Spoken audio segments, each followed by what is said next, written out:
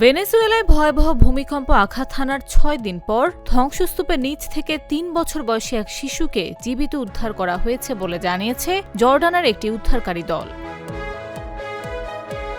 Video ফুটেজে দেখা যায় লা গুয়াইরা রাজ্যে ধ্বংসস্তূপ থেকে শিশুটিকে বের করে আনার সময় উদ্ধারকারীরা উল্লাসে ফেটে পড়েন। ভেনেজুয়েলার অন্তর্বর্তীকালীন প্রেসিডেন্ট জানিয়েছেন শিশুটির নাম ক্লিয়েবার মোরান। জর্ডানের সিভিল ডিফেন্স জানিয়েছে যে ক্লিয়েবারকে প্রাথমিক চিকিৎসা দেওয়ার পর হাসপাতালে নেওয়া হয়েছে এবং তার শারীরিক অবস্থা স্থিতিশীল আছে।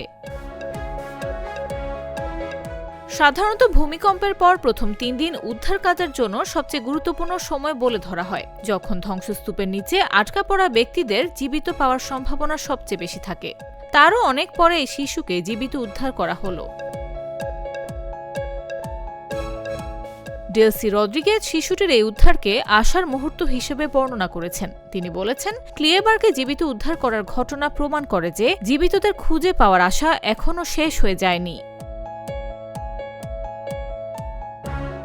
লা গুয়াইরা ভূমিকম্পে সবচেয়ে ক্ষতিগ্রস্ত এলাকাগুলোর একটি, যেখানে স্থানীয়রা নিজেরাই উদ্ধার তৎপরতা চালানোর চেষ্টা করছেন।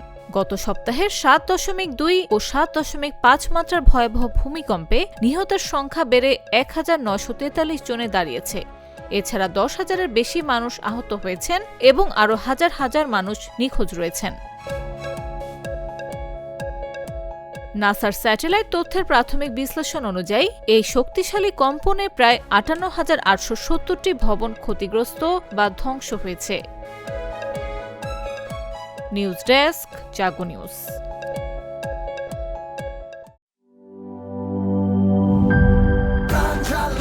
প্রাণ ঝালমুড়ি, এই ঝাঁজ সেই ঝাঁজ।